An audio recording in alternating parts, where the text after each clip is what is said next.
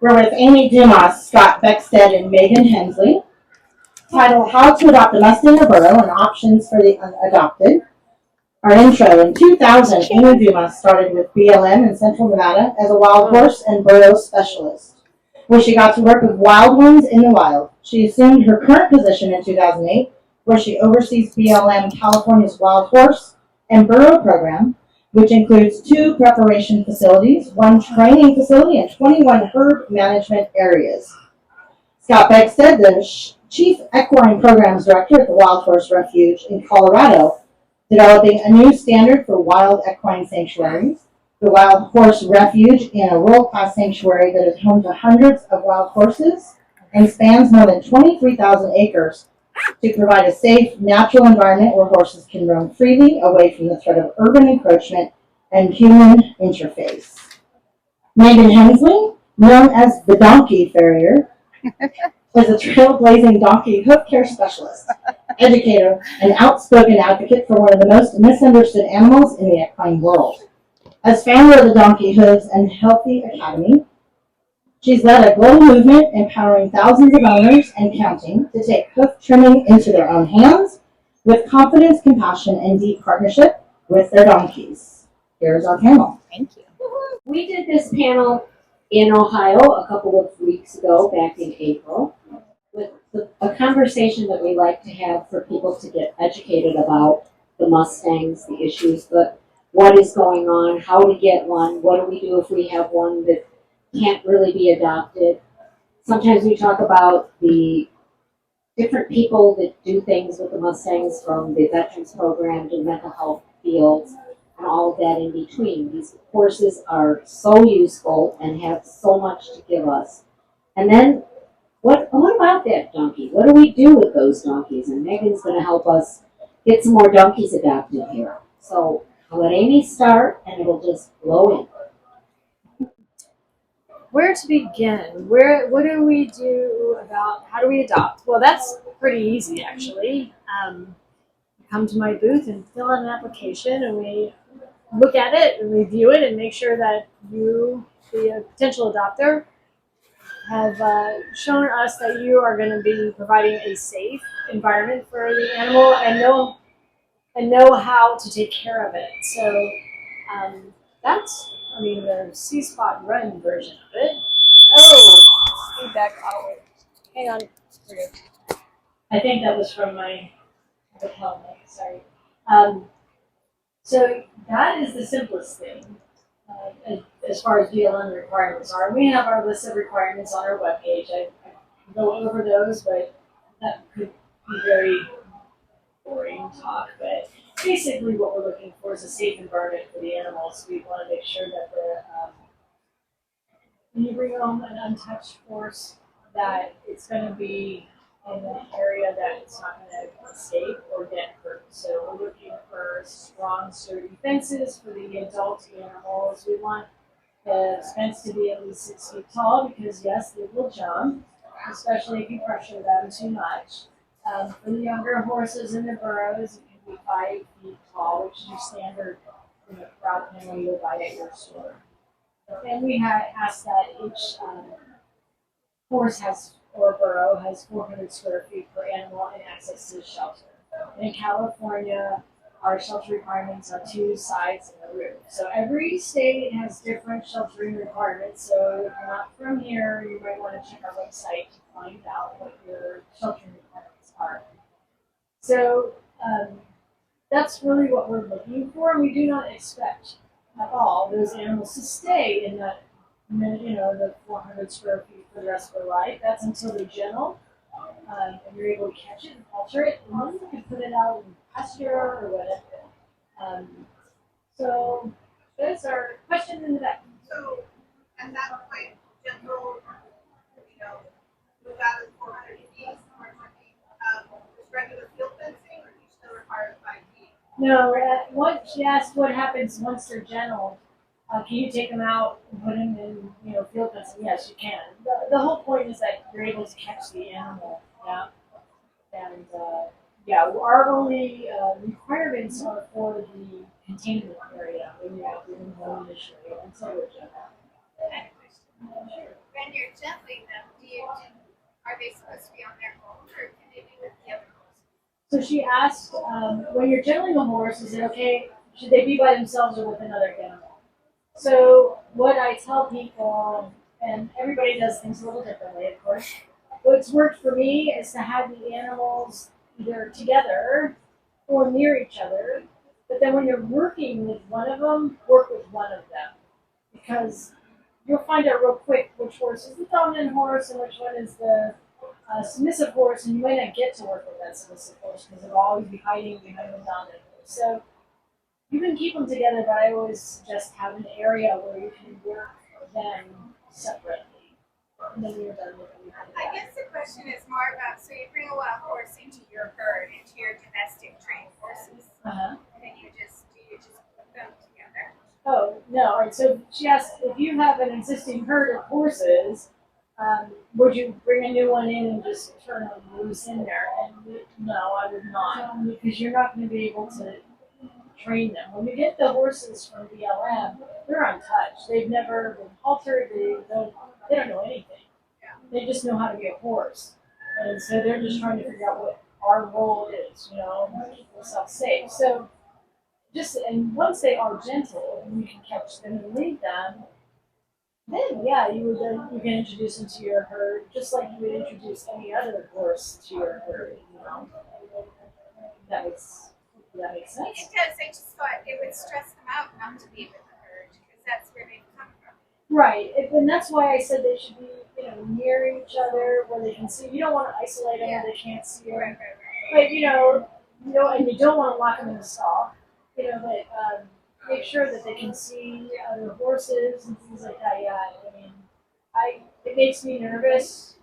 I don't like to adopt to people who don't have any other animals in the home. I wish that was one of our requirements because they are herd animals.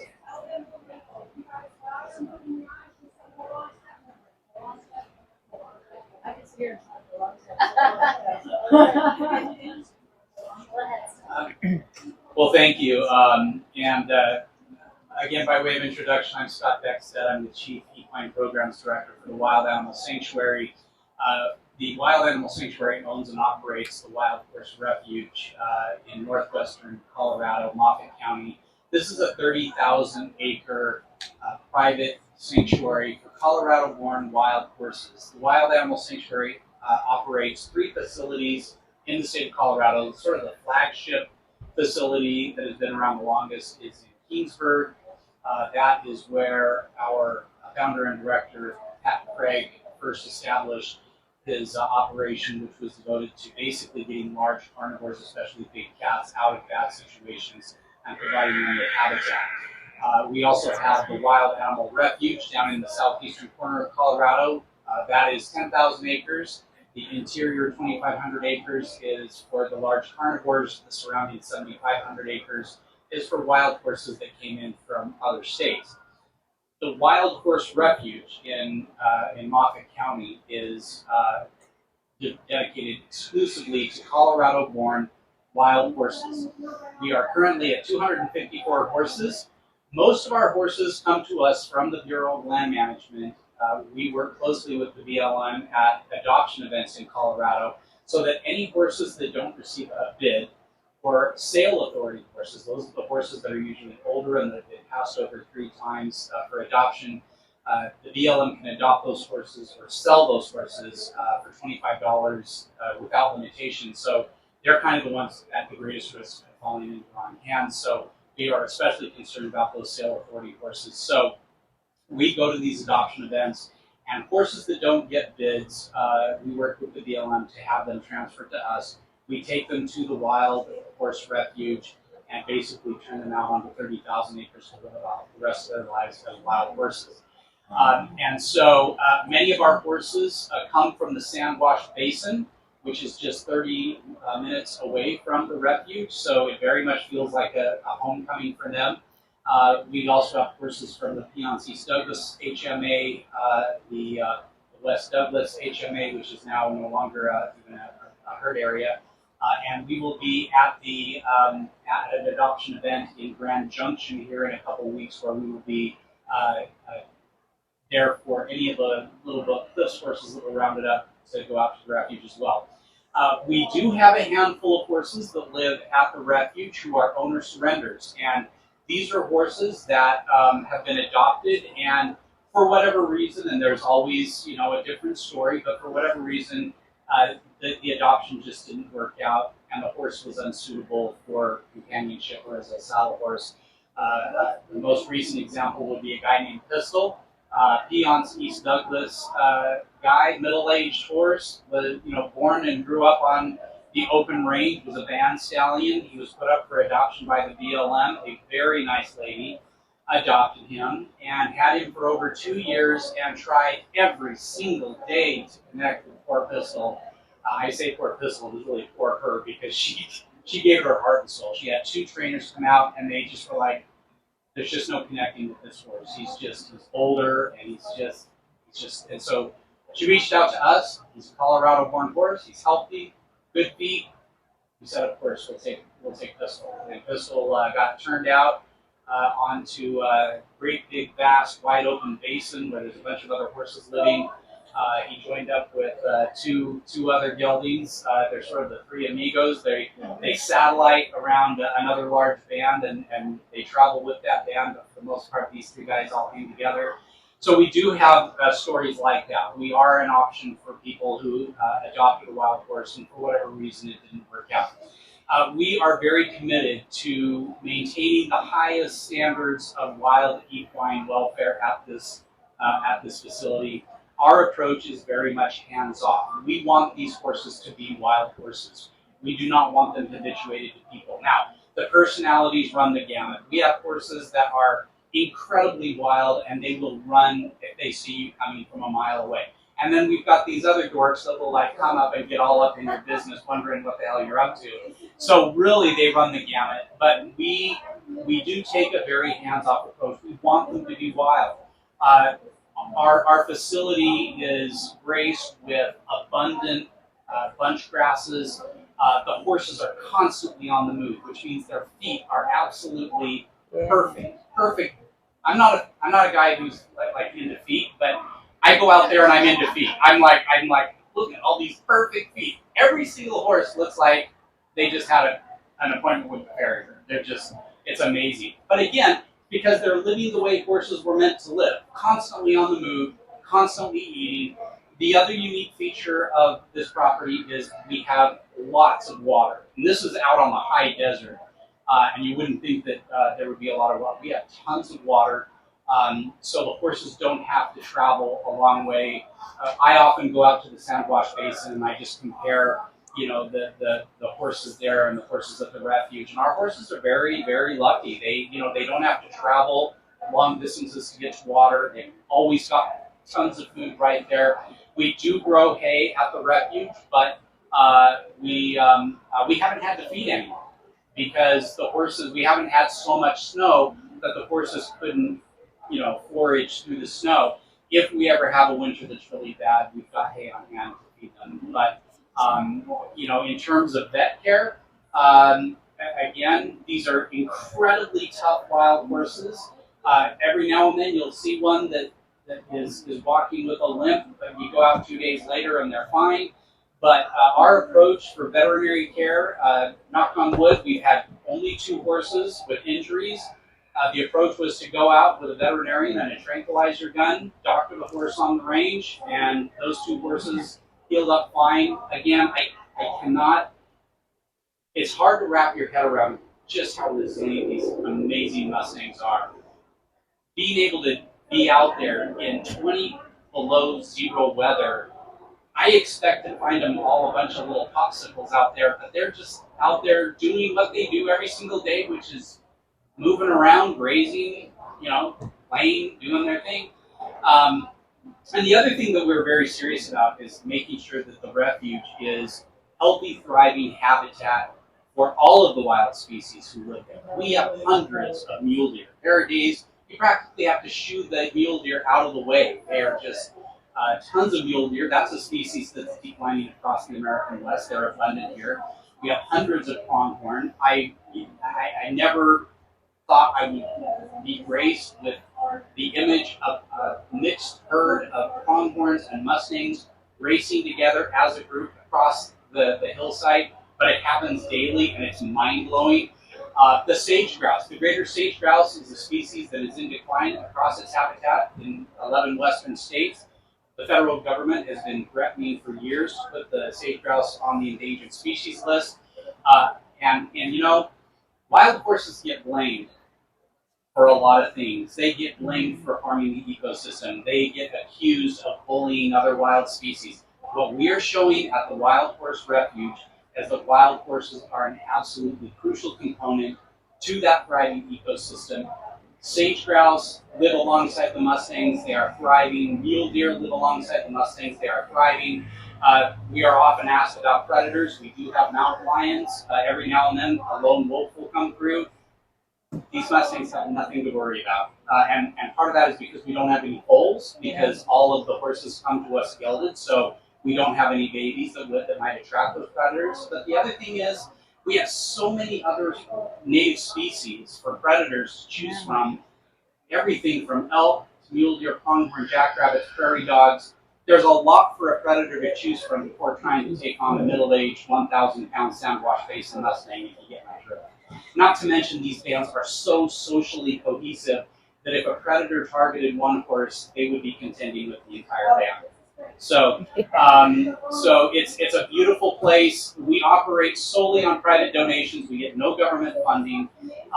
And if you're interested in learning more, I would encourage you to go to wildhorserefuge.org. We have a program where you can donate the equivalent of the purchase price of 1 acre of that land, which is $777. That makes you a founder. You can get a VIP tour of the refuge whenever you want. I love giving tours because it's watching people's mind be blown at how huge 30,000 acres is and how incredibly beautiful these horses are. The horses always show up for those tours. They run, they chase each other around, they spar, and so it's honestly it's one of the best parts of this operation is seeing people come, seeing horses interact in a wild way, but they're protected, they're safe. They will never want for a single thing in their entire life, and that's obviously very important.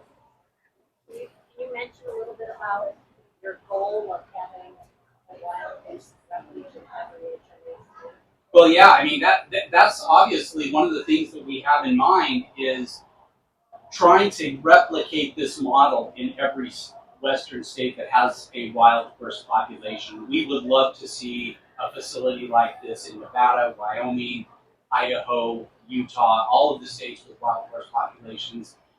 And what we're showing is that it can be done, and if it's done responsibly, it can be great for the horses, great for the land, great for the wildlife. And we would obviously love to see something like this happen in all of the states so that as the BLM gets closer and closer to AML and there's more demand for places for horses to go, a place like this in every state obviously would be wonderful. And I went to Washington D.C. last month. I met with members of Congress, and I wasn't there to lobby for a bill. I was just there to say this is an example of an alternative that's working. And Colorado has really stepped up. Colorado passed a bill that really elevated the status of wild horses and really promotes the concept of making sure that these horses don't land in the wrong hands, don't land in the slaughter pipeline.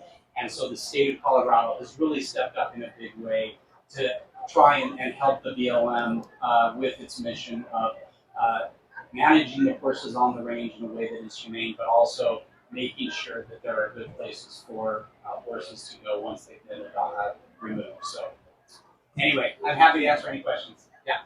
So I'm just curious if Pistol was gelded when he went to the really nice lady. He was.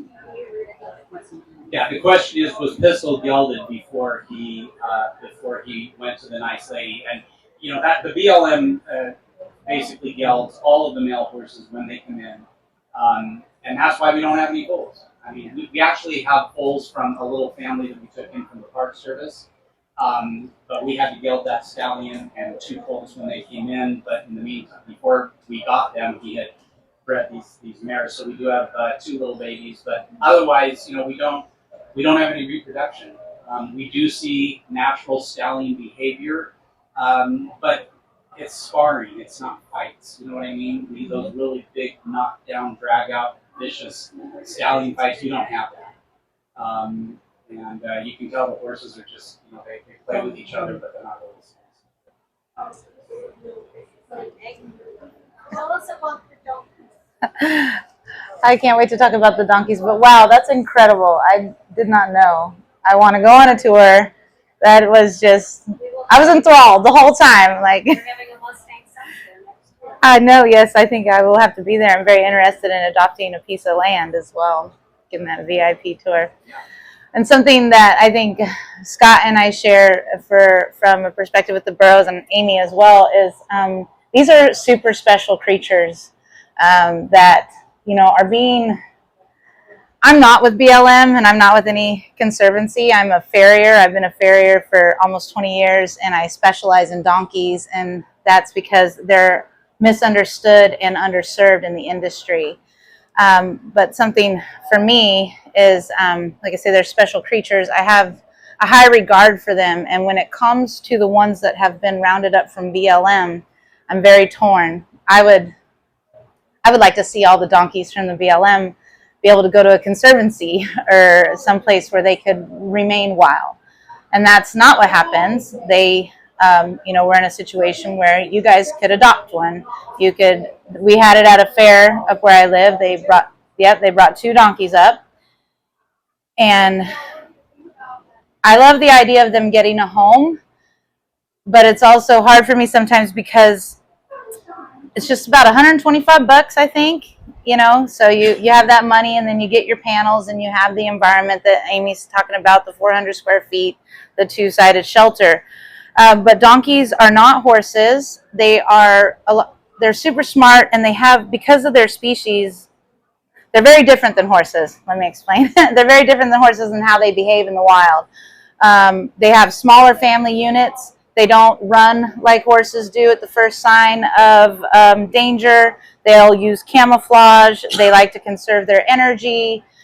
The food that they have is more sparse, and that reflects in the burro that you bring home and how they behave at home. So someone who's been working with a horse is going to say, well, I'm having a harder time training my donkey, or my donkey's just not responding. And that's because their behavior in the wild affects who they are. And so when you bring them home, you're not dealing with a horse, you're dealing with a donkey. And in my experience, a lot of donkeys that have been adopted from the BLM will struggle, and the owners will struggle, even though you're trying your best. It's not that you don't care or that you're not trying your best, but you've got an animal that's quite a bit different. And so then I see them end up not getting the hoof care that they need. They're not handleable. So then they're getting, maybe if they are getting hoof care, maybe they're getting sedation. So when I think about someone adopting a burro, getting in touch with people that can help you make sure that you can train this animal properly. And it's more about training you than it is about the donkey. And then they've also just come out of a situation, like their whole lives have just been taken from them. And that to me is that's a lot for an animal to go through. And I've always feel somewhat emotional when I go to meet BLM donkeys. I want what's best for them, and I want them to be happy in their new homes, and I want the owners to succeed. And there's not a lot of education out there for you guys. So one of my favorite training resources is Hee Haw Halfway House. She's out in Colorado. Rachel Ann. She's got some great books that are really affordable, and you get those online. How the start to donkey ownership, and then how to train your donkey. So those are really good resources.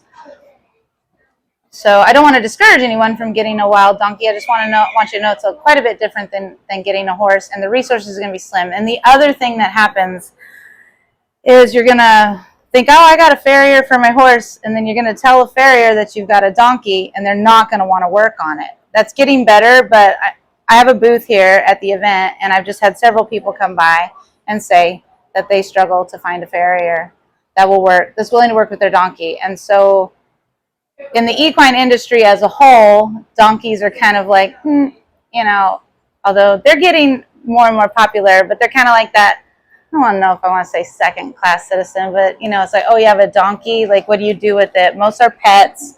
But you can do a lot of fun stuff with them. You can drive them, run with them, pack with them. Some of them you can ride. What? Burro races. Yeah, the burro races. Yeah, out in Colorado where all the crazy fit people are running around at high elevations. Yeah, you're in California too. Yes, I know. It's wild. I'm just, yeah, I bet. I mean, I am not a runner. Yeah. I have been one of those. Have you? And it's But fun. It's, I mean, for those of us who are not ultramarathoners, Right. it's a great way to take your burro for a walk because they really love to go out and wander. They around. do. They really do. And if you get the right animal, they will be happy to outrun you on the trail too. Yeah. So I did what they did. They had a 10 mile, a 17 mile, and a 26 mile. And then for those of us, they had what they call the 5 mile FedEx. And you walk. So I did that. Yeah, it's awesome. And it was fun. It's a great, donkeys, like Megan was saying, are just so misunderstood. And in the rest of the world, they are worked hard. They are the utility vehicle for people. They provide a very large social, economic role in a lot of developing countries. And here, like Megan said, they're pets, and people don't know what to do with them. And we spend a lot of our funding studying horses because horses are a big, multi-billion-dollar industry, and donkeys are kind of like an exotic pet, if you will.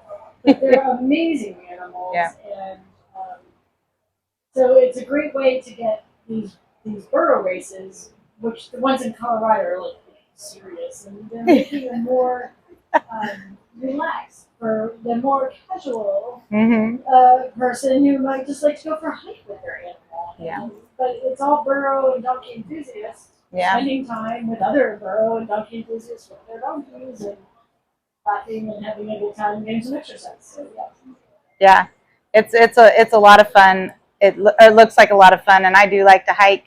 So they do the running, the backpacking, the driving. Donkeys are getting popular for therapy, taking them to hospitals, using them for veterans. Because here's the truth, donkeys are super sweet. They're incredibly brave. They have a high level of emotional intelligence. And once you make the breakthrough with the donkey and you bond with them and then they become your friend, then it's really the sky's the limit with them. They'll do just about anything with you. And throughout my career, that's what I've done a lot, is go to people's places where other farriers didn't want to work with them. I help the owner, get them haltered, do some things with them. And then I build a relationship with that donkey because they're incredibly intelligent. They know exactly who I am. They know why I'm there. And I come back, I do it over and over again. We make progress. And then it gets to where I could see a donkey maybe just a few times a year and they're never going to forget me. I've gone back to see donkeys years after other apprentices have taken over them, and they know exactly who I am, and I'm not just making that up. These are highly intelligent individuals, and that is what I think also makes them so challenging, is they are so very smart. And the idea that they're stubborn isn't true either. They're very they have a strong self-preservation, and they're like, I just don't know why we need to be doing that, and I don't want to do it.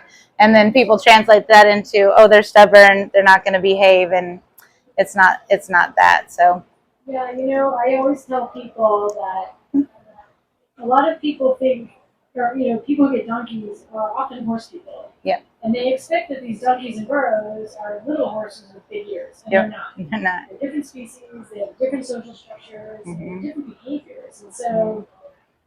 I always say when somebody says their animal is stubborn, I jokingly say, well, that just means you've been outsmarted by your donkey. But in reality, it's they have different expectations. They expect the donkey to behave like a horse, and when it doesn't, they're like, well, it's stubborn. And like Megan said, they're analytical. They need to think things through and make sure that they're safe. Yeah. But to echo what she said, once they earn your trust, and once you earn their no. Anyway, yeah, then they'll do pretty much anything. They really will. I mean, because they're not as flighty as horses, it's amazing how quickly you can do things. Like Fable, my little burro, Megan worked on her for me because she had some really bad feet issues and some neglect. I brought her out to a fair. And she was 30 years old and gathered she was 27 years old when she was gathered. And I brought her out to the fair. So, you know, they're just incredibly cognitive animals. Is there a difference between a donkey and a burro? What's the difference between a donkey and a burro? Spelling. Yeah. I thought they were the same. Yeah. They You are. said donkeys Yeah. and burros. I thought they were. I interchange. I just want to make sure I. Yeah. But the BOM really refers to donkeys as burros, Yeah. the wild burro. Yeah. Yeah. There are domestic donkey breeders, and there are many breeds of donkeys. Mhm. We just don't see them in the United States much Yeah. more than the mammoth jackstock. But there's a bunch in Europe, for example. Yeah. There's Does the sanctuary take girls yet? We take Colorado-born wild horses, and because there are no burro herd management areas in Colorado, we don't have burros, but we do have wild burros down at our facility in southeastern Colorado. something I wanted to add about adopting burros, with them being misunderstood. There's also a lot of misunderstanding around what you should be doing with your burro, as far as like, they're not guardians, and this is a myth that needs to come to an end. Your donkey, getting a donkey to guard your sheep, to guard your flock, to guard anything, and have that be their sole purpose is not appropriate for them.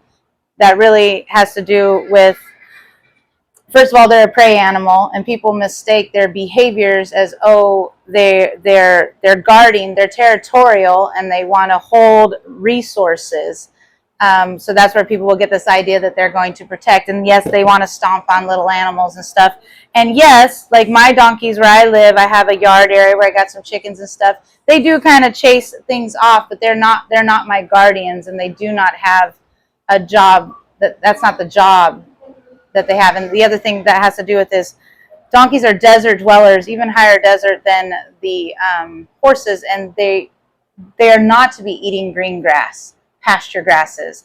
These are desert animals that get moved into domestic situations, and one of the biggest things that they face that is life-threatening is obesity.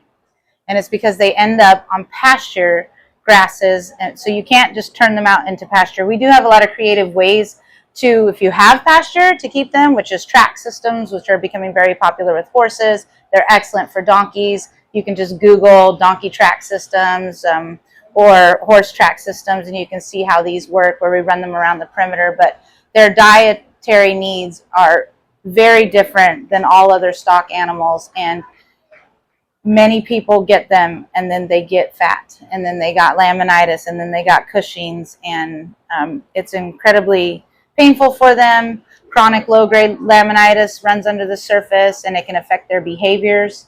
And then, of course, the hoof problems can be pretty rampant. So to go along with what Megan's saying, some people are like, well, I'm going to get a companion donkey for my horse. And I made that mistake once, and won't do it again. Because what happens is, like I said, horses eat very differently than donkeys, and especially around this part of the United States, they feed a lot of alfalfa to horses, and that is not what a donkey is at all. And so, if you're going to get a donkey as a companion for a horse, make sure you're feeding them separately. They can, once they're done feeding or whatever, you can feed them separately, but I mean, let them be together, but not for feeding. What is a burro diet? What's recommended?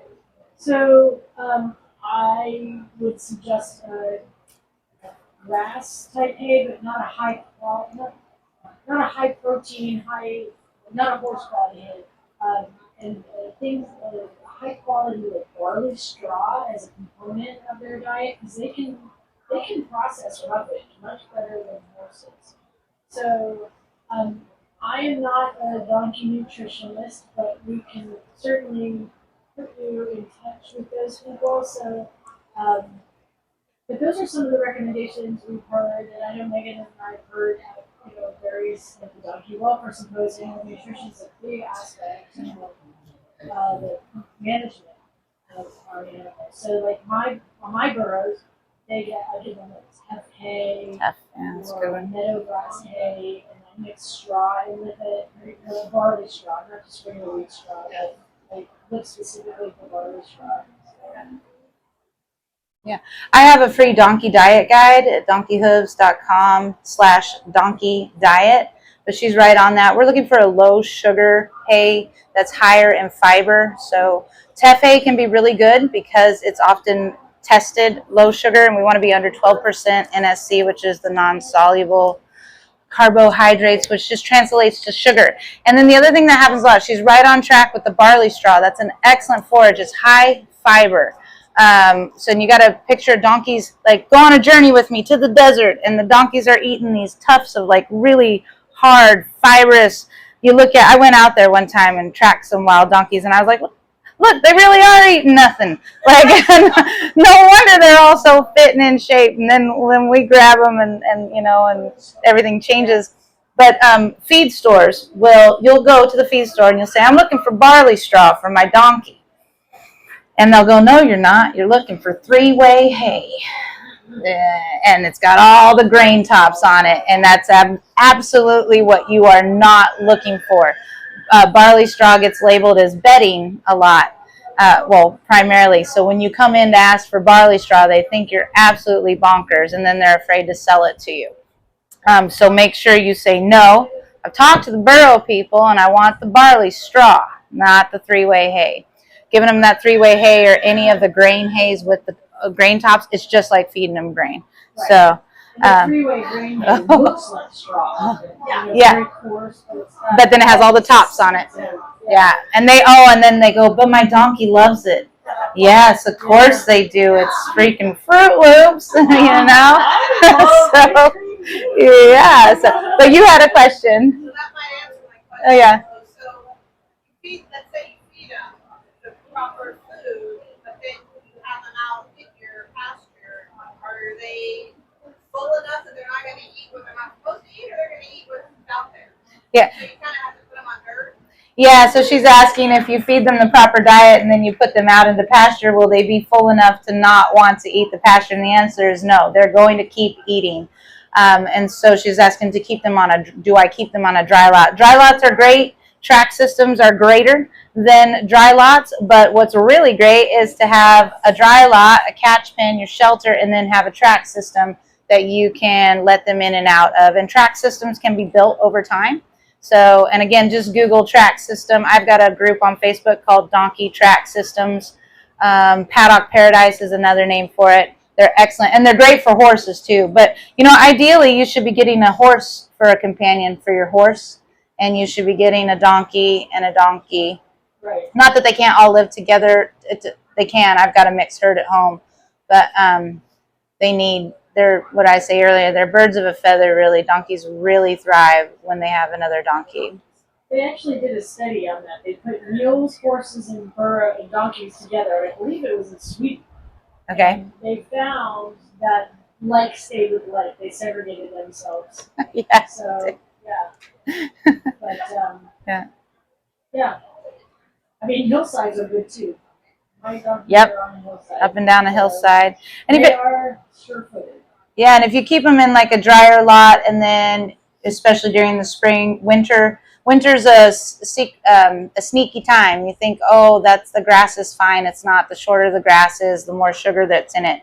The shorter your grass is, the more stress it is. So if you are going to do pasture, keeping them up on a dry lot and then letting your pasture get as tall as possible and mature to where the seed heads go. And then when it starts to dry out, you can put everybody out on it. But even then, that's tricky.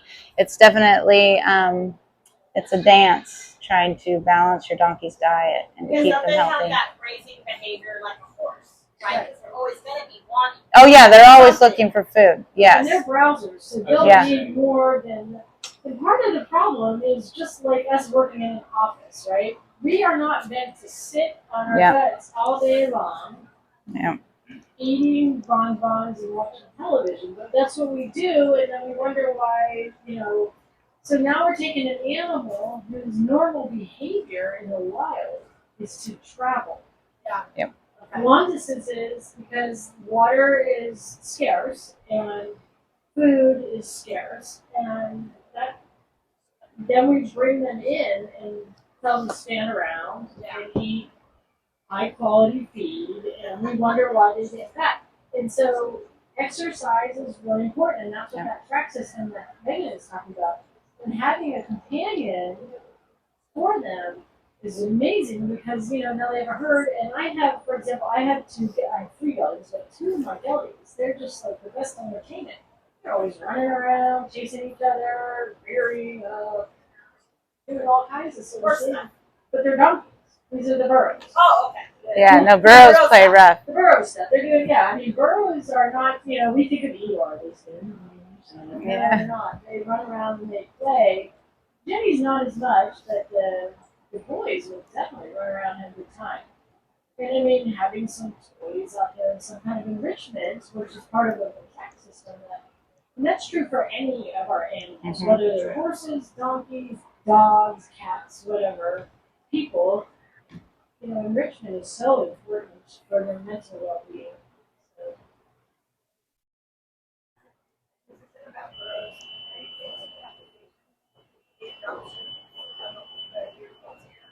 Yeah, so she asked, are we taking adoptions or applications for the yearlings that we have here? Yes. So we have applications over at our booth, which is in the main arena. And you can fill it out and then bring it over to me, or Erin is my coworker. She's here today too. And we can review it, and then what we'll do for that is we'll give you a bidder number, and then on Sunday at 3 o'clock is when we're going to do the adoption. We haven't decided how we're doing the adoption yet. That's the trick. But we're going to see how many applications we have. So there's just a few of you. We may do like who wants to do, so, you know, but we'll figure that out. Make you arm wrestle. Yeah. Whoever brings me the best. Oh, so you're right. Oh, I remember what we're talking about. No, we just want to make sure that, you know, if people are interested in taking one of these babies home, that we can make sure we do that. And if everybody's interested in the same one, then we're not going to just do a lottery system. We'll do an animal bid if there's interest in, you know, one animal by one. Thank you very much for being our guest speakers. Anyone have any other questions? Anyone have a ending wrap-up statement? Be a part of the solution. Adopt if you can. Yes. And if you can't adopt, then encourage your people to. And buy an acre. Or Yeah. buy 30,000 acres somewhere in one of those states. Or Yeah. Hang on, I'm gonna, because we had this question when we were in Ohio, if you remember. So if you can't adopt to take one home, what we have is a youth group. Forever Branded is one of our, and we don't have anyone here representing them today, but they have youth programs like Maker Makeover and different events, and you can go there and you can sponsor one of the young riders. You put your $125 in, and that sponsors that Mustang for that young rider to do their event with. So there are ways that if you want to be part of the solution, you can just reach out and ask. And Forever Branded, who's not here, and Mustang Champions, who's not here, are a big part of the solution. And Forever Branded is taking over the monitoring and making sure that the training program gets going and is overseen, and that the horses go through the program right. But they also are the ones that are running the kids, the smaller programs, the youth programs. And then for Mustang Champions with Matt Monroe, they have 3 events. One is in Texas, a big event that they do in Texas with a $50,000 prize. But they host a Western event in Las Vegas in July where they give away $125,000 in prize money. The winner with their Mustang walks out of there with $50,000. And then we do an event in September at the Kentucky Horse Park with an English focus, with working equitation and dressage and jumping. And so we're trying to get these horses into all different markets. And so there's a lot of different ways, and both of those organizations have people who are doing it that you can always help sponsor that horse. Right, and the Mustang Champions and Forever Branded are partners with BLM. So we worked they work closely with us. It's, I mean, because they have more reaches, and of course, things are getting, pared down. Do more with less, do more with less. It's really nice to have these partners who are able to fill in the gaps. Well, we do our Mustang Summit programs all around the country. So we'll be That's so cool. in Maryland. We're doing 2 Mustang Summit events in Maryland. One is an English focus, one's a Western, with youth trainers. So we'll have 6 yearlings, and half of the trainers at both of those events, each 6 Mustangs, will be kids or young adults. So and it's an introduction, and anybody who goes over, Amy has one of her protege, Haley Estevez, is just finished doing her baby for the day, and it was amazing to watch. She's got a touch on it, and Oh, yeah. it's rubbing it, and so there's all different kinds of ways to get involved, even if you can't own one. And to encourage, I mean, if you are one of these people who likes to call your Congress people and, I'm really concerned, and this is, as a horse person, I've been riding since I was 3. We don't see as many youth groups and kids training, especially in states where they don't have like an Equine Liability Act, for example. So if that's something, I think I'm afraid we're losing our youth coming into it. So I look around here at Expo, you see a bunch of women over at me, and That's what we're doing. We're working on the So- Iberian Horse Alliance, bringing the Mustangs under that umbrella where we get you coming in with the smaller horses Right. and starting with that. right, and so Introducing that's them. so important. I don't care what horse industry you're in. We To have have to more Yeah. youth going. Yeah. And if you, for those who want to own an acre, Scott has acres for sale that are attached to that. I'm gonna buy an acre. Yeah, I'm buying an acre. $777. Yeah. Yeah, so it's $777, and what that does is, I'm of getting course, an it acre. helps care for the horses that we have, but we are always ready to add, Yeah. if additional acres that are adjacent to us become available, we will absolutely buy that land. The cost again is about $777 an acre. That enables us to take in more horses. So are you surrounded by private land then? Oh, okay, that's important. Because if you're Yeah. surrounded by federal land, it's a whole different. But thank you all so much. I wouldn't- Oh, okay. I just had one last thing for part of the solution as far as for caring for the burros. If anybody is interested, I know there's people watching online too. Do you want to become a donkey farrier? It is a great career and it can help a ton of animals. I spent the last 19 years helping donkeys and I absolutely love it. So you guys can find me at donkeyhooves.com/expo. Reach out to me. Where can we find you, Scott?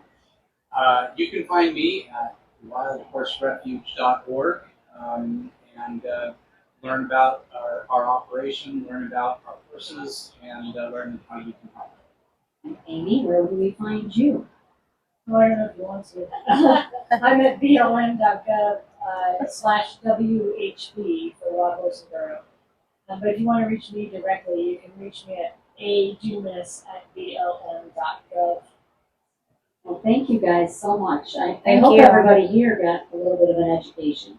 And Thank you for coming. thank you. Yeah, thank We'll be you. having another little group session on Sunday afternoon with these 3.